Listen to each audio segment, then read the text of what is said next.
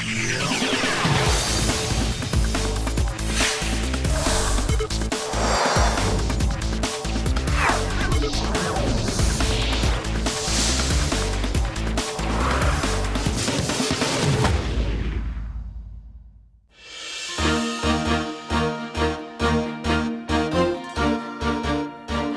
I'm Sean Lim, and welcome to After 10. Unification of the Korean peninsula may seem like a pipe dream, but President Park Geun-hye is putting real action behind a concrete plan.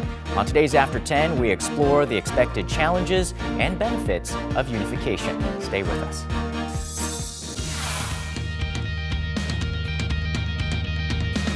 한반도의 통일을 이뤄나갈 수 있도록 최선을 다할 것입니다. 그러기 위해서 대통령 직속으로 통일준비위원회를 발족시켜 체계적이고 건설적인 통일의 방향을 모색해 나가고자 합니다. President Park Geun-hye recently unveiled her plan to systematically prepare for reunification of the Korean peninsula. A plan to launch a presidential committee on reunification is under discussion, and the committee will work toward coming up with a direction for reunification of the Korean peninsula. Foreign media has also been paying attention to President Park's recent push for the unification on the Korean peninsula. On today's After 10, we're joined by Chae Gang, Vice President of Asan Institute for Policy Studies, to discuss the significance of launching a presidential committee on reunification preparation, as well as expected challenges and benefits of a united Korea.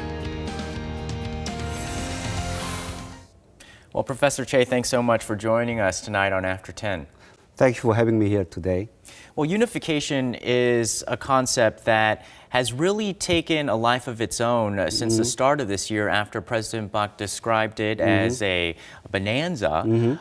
Why do you think the issue has actually taken hold and snowballed into such great interest among the Korean public? Okay, actually, we have to take into account her comments before she mentioned the unification bonanza. Actually, she was very aware of the lack of interest, especially of young people, on the unification. But actually, Constitution clearly states that unification is our ultimate goal. And that's the first priority and responsibility of the President of ROK to fulfill. That, as you can see, the young people got some relative negative feeling toward the unification since they are much concerned with the cost they have to bear in realizing the unification. For example, by taking into the German case, how much money they have to spend, so how much they can suffer from kinds of unemployment, blah, blah, all these things. So actually to overcome that kinds of young people's reservation toward unification, she actually clearly stated unification is a bonanza. Actually, it will bring us more opportunities for further growth and maybe kinds of leap forward a very bright future. In the other way around, like for example, she has taken into account something going on in and around the Korean peninsula. So actually, she sees some kinds of the theme, the unification can be identified as an issue to bring all the surrounding countries together in stabilizing and further improving fundamentally the situation on the Korean peninsula. So unification itself is the most permanent resolution of the problems right now we have, like North Korean nuclear problem, North Korean human rights. But once we achieve the unification, these all issues will be completely resolved, and then unified Korea will become maybe another center of power, maybe equivalent to, maybe not actually equivalent, but actually more powerful, more geared toward achieving or contributing to the international peace and security kinds of things. Well, to get to that step, the president seems to be taking a gradual approach. She wants to set up her own special committee to deal with the issue and create plans. However, we still have some entities already with the Unification Ministry and other agencies that are assigned to this task. So how would this committee be different, and how would it function with the existing bodies that are responsible? I think that's the most important point. Actually, it is still unclear how can divide the functions and labors among themselves. We have Unification Ministry, on the other we have National Committee on Peaceful and Democratic Unification of Korea. So the first Ministry of Unification is responsible for daily operation in dealing with North Korea. But the Peaceful Unification Committee is responsible for boosting up the morale and support for the unification. But this committee is designed to boost up the public awareness along with increasing our internal capacity in preparation for unification. That's my hunch at this point of time. So I think the government is likely to mobilize experts on each area, for example, social area or cultural area or diplomatic and military affairs, all these things, is going to cover rather comprehensive picture of unification and then come up with the more concrete ideas. So it is not going to engage in daily operation, unlike unification ministries. It is going to provide them a roadmap and ideas and plans, suggestion for the unification. So that's my hunch at this point of time. Of course, there could be a criticism against why there's overlap with the Unification Ministry and also the Peaceful and Democratic Unification Advisory Board like that. But I think the government is taking very serious all those problems raised by the public and also some experts. So there's a concern about shifting balance of power with a unified Korea. Definitely, yes. What about the economic argument with a unified Korea? Can the economic argument win over some of the geopolitical constraints? I think so, because actually that's the area or issue we can use against toward China, because actually China is trying to develop northeastern region very much. So if there's a unification realized on the Korean Peninsula, actually that will open the door for the kinds of regional economic integration, which would actually benefit all major powers in the state. So actually that is the area. Of course, in short term, I think we have to bear the cost of unification. But depending upon how well we are prepared in attaining the unification, the cost could be less than we expected. Of course, Germany unified in 1989, but of course, over the past 3 decades, they spent billions of dollars. But actually, nowadays, Germany is the most powerful state in Europe, becoming maybe more powerful than any, just next to next to China or next to Russia. They have economic power, actually second to none. So I think that is a model. So we have to think about. So of course, we have to pay the price of unification, immediate price. But if you stretch a time frame further, maybe 5 to 10 or 15 years down the road, I think that there is a great benefit. That is the point I think this President Park Geun-hye has in mind in persuading the young people about these are the opportunities for boost up our own economy. For example, our own economy, what we call is like a sandwich between Japan and China. So of course, actually, it will bring about more opportunities for further economic growth. So we can combine our own capital and technology with North Korean labor. That kinds of thing we can expect further down the road. Does China have a stated or behind-the-scenes unification plan? If they were able to control how unification would happen, what would that look like? I think that maybe the most desirable unification style for China is like a neutral, non-aligned, unified Korea. But I don't think a unified Korea will follow that path. Actually, the ROK-US alliance is a backbone in realizing the unification. First of all, because we have to deter any kinds of aggression coming from North Korea. So that's the backbone. And also, of course, if we realize the unification, the ROK-US alliance will change, maybe becoming less military. So we are going to shift some emphasis our own alliance. So if we convince China, actually, it is not actually unified Korea aligned with the United States. It's not against Chinese interest. So maybe U.S. ROK alliance will change the mode and also the types and interest and objective of itself. So that is the quite challenging one. I don't think China really believes the argument we have made past time. So, but I think that China can change its mind depending upon their relations with the United States. So unification is not only a matter between South and North Korea, it's a matter between U.S. and China. So we have to take into account U.S.-China relations in realizing or in pursuing the unification goal. Has the door been opened a little bit more due to China's shifting relations with North Korea? In the past, they've more quietly condoned a lot of North Korea's provocative behavior, but recently they have expressed their discontent. Are they shifting policy towards North Korea, and does that let them follow in line with more of our goals, our eventual goals for unification? I think it is still premature to say that China has changed its policy to the Korean peninsula. Still, they are enjoying the two Korea very much for their own interest, having North Korea on one hand, having economic ties and trade with South Korea. Actually, this is most beneficial in their mindset. But actually, over the past couple of years, China has recognized North Korea has become liability rather than asset, creating more problems. For example, North Korea's provocation actually brought in more the U.S. force into the region, and then actually U.S. can use, of course, it's not the case, but actually China believes U.S. is using the North Korean provocation as a way to enhance the presence in the region. Actually, it implicitly geared toward China. That's not the case, but actually it is. So that kind of belief is there. So they do not like the North Korea's provocation very much. They want a peace and stability on the Korean peninsula.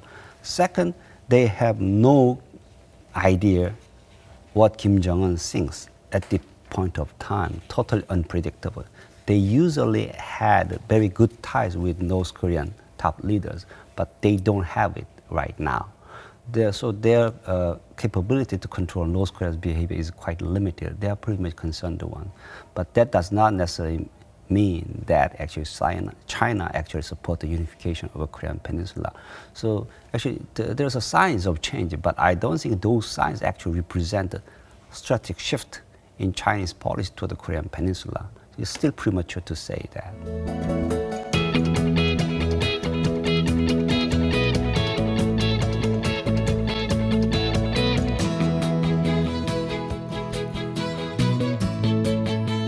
Has Korea taken more of an active role in driving inter-Korean relations? The United States now seems to take a more wait-and-see approach. They don't want to do talks for talk's sake, and they're waiting for real concrete action before any type of negotiation. Where does Washington sit right now? That's quite tricky, because Washington is still in a mode of wait and see. So actually they want to see the concrete action taken by North Korea on the denuclearization process. On the other hand, they do not oppose any kinds of progress made in inter-Korean relations. But the problem South Korea has right now is whether it can go along or with its trusted politique or engage North Korea without a U.S. support on that. First of all, actually, North Korea is under the UN sanction. So whether South Korea can expand its cooperation exchange program without having North Korean nuclear problem solved. That's the challenging one. So actually in South Korea, I don't think South Korea will pursue unilateral engagement with North Korea unless there is a consent coming from the United States. But actually the engagement South Korea can do at this point of time is quite limited one.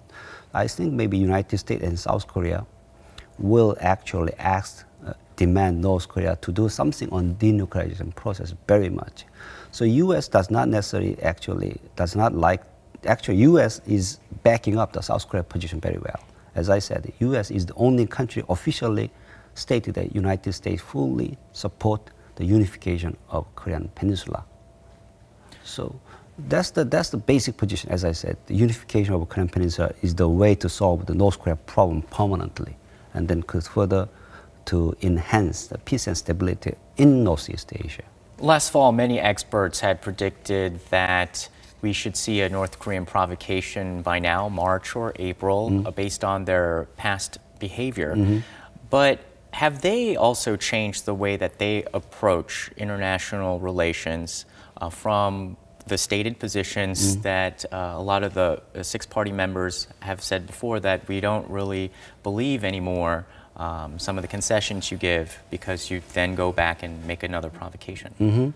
Of course, there was many expectation or speculation that North Korea is going to stage another provocation in the spring. But actually, North Korea went into the charm offense vis-a-vis outside the world. Actually, they clearly recognized the provocation actually they staged were counterproductive First, I think they did not expect Chinese harsh reaction on their provocation. So they have changed their mode toward the charm of fence. And also they tried to open up the dialogue with the United States, China. So China began to move around September last year to mediate between the North Korea and the United States and to have some kind of bilateral talks. But China has failed up to now. But actually, to boost up the morale of North Korea, I think still China is active. And also the North Korea has recognized the impact of the Changsong tax purge on their image in the international community very much. Even China was clearly shocked. Sudden this purge of Changsong tax and follow up all this reshuffling of these cabinet members and also the top-ranking government officials and party officials very much. So North Korea clearly recognized that fact very well. So I think that's why they are pursuing the charm of fence and vis-a-vis South Korea, as well as the outside the world very much. So they will keep doing so, but on the other hand, we cannot rule out the possibility of North Korea's provocation if there is no kinds of response coming from the United States or South Korea. Of course, we had separate family reunion meetings, but follow-up, I think that we need to have another round of high-level government official talks, but we have not had that talk yet. I hunch maybe around end of this month or maybe early part of April is the time I think we can have the high-level talks between the two Koreas. Well, speaking of North Korea's charm offensive, I believe that you've written that Kim Il-sung, even back when he was founding North Korea, observed how South Korea's relationship with the United States has led to economic benefits, and maybe they should also try that. It doesn't seem North Korea is as 100% anti-U.S. as many people might believe, especially with even NBA star Dennis Rodman going to make a visit to the current leader, Kim Jong-un, multiple times. But how far does that sentiment go? I think they think the talks and relations with the United States very seriously. China is the one can provide the assistance to maintain the regime, but not boost up the economy or bring the North Korea to back to the international community and then access to the international financial institute like that. That's the role the U.S. can play. For example, Kim Jong-un clearly stated, actually, I like to boost up our economy, and then I don't want to see my people starve to death again, blah, blah, blah. All these things could be done by the United States. First of all, U.S. actually is driving actually imposing the sanction vis-a-vis North Korea. So if United States is still opposing against North Korea, there's no way North Korea to get out of international isolation and then boost up of its own economy. As I said, China is providing about 80% of the food and also 95% of energy. But to maintain the system, maintain North Korean regime, but not solving the problem. To solve North Korean problem, North Korea clearly recognizes the U.S. They have to have talks and dialogue. So I think that's why they want to have a bilateral talks with the United States, while the U.S. actually putting more emphasis on multilateral talks, multilateral approach. South Korea and North Korea seem to change almost on a weekly basis. They were warm when we had the family reunions. The week after or days after, there was another missile launch by North Korea. How should South Korea accept North Korea's new appeasement policy? Actually, South Korea should maintain its own integrity, not responding to North Korea's action on other action. So maybe it depends on its decision or its understanding of North Korea's behavior and action. So South Korea should respond to in a proper way. Of course, I think the South Korean government has well responded to North Korea's call for dialogue and then provocation. So while we are saying that we are ready to cope with North Korea's provocation at any time. So actually that conveyed a very clear message to North Korea. So provocation can bring them damage rather than their benefit. And this comes from one of our viewers. They really wanted to ask whether we really would achieve a unification bonanza and what steps we would need to take for that. It depends how much well we are prepared the unification. So that's why actually we have to boost up our own internal capacity. to realize the unification, and the second is how we can get the actual physical and political support for the unification. That's the one. So we do not actually, I don't think South Korean government is gearing toward a sudden absorption of North Korea. Rather, it is geared toward a step-by-step gradual approach. We have to think about in various dimensions, various areas of cooperation between the two countries, two Koreas. So the starting point is also the denuclearization process. So that's why I said before that the denuclearization action taken by North Korea is the most welcoming one, and that's the precondition for the realization of the unification. That's why the President Park Geun-hye clearly mentioned that the denuclearization would facilitate the unification process. The young people really got won over by the idea of unification after they realized that there could be more opportunities, a better end goal, despite the cost. But we did have a viewer write in and ask about the consequences of the cost, even though there may be a benefit. So aside from the cost, what other challenges remain for unification? I think the most fundamental challenge ahead of us is social integration between the two societies. Of course, we can think about economic unification or integration process. That's more simple than the social and cultural reintegration of the two separate societies together. We have lived in totally separate way for the past 6 decades. So North Korean people have different ideas, a different understanding, different attitude. On the other hand, South Korea has also developed its own identity among themselves. So how we can create a new identity among South Korean people is I think, most serious challenge ahead of us.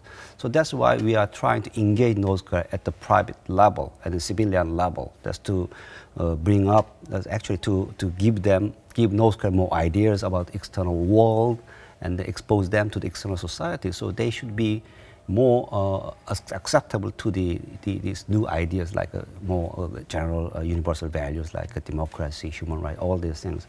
So that's the one. The other the difficult challenge ahead of us is how we can convince the other surrounding parties what unification bring about to their own benefit, whether it is going to be detrimental to their own national security or whether it is going to be more beneficial to their own national interest.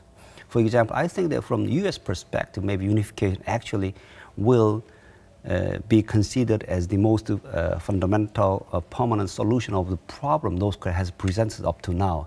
And also maybe this is the beginning of a new era between the unified Korea and the United States to consolidate for the peace and stability as well as the prosperity in the region.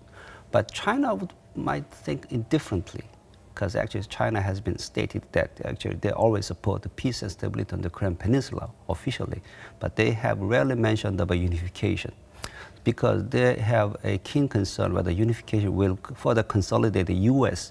grip in Northeast Asia. So I think that's the issue, how we can convince, especially China, that unification will bring about the benefits than the cost to them. Thank you so much for breaking down this complex issue for us. Oh, thank you. I enjoyed it very much. And that does it for us tonight on After 10. Join us again. We'll see you soon.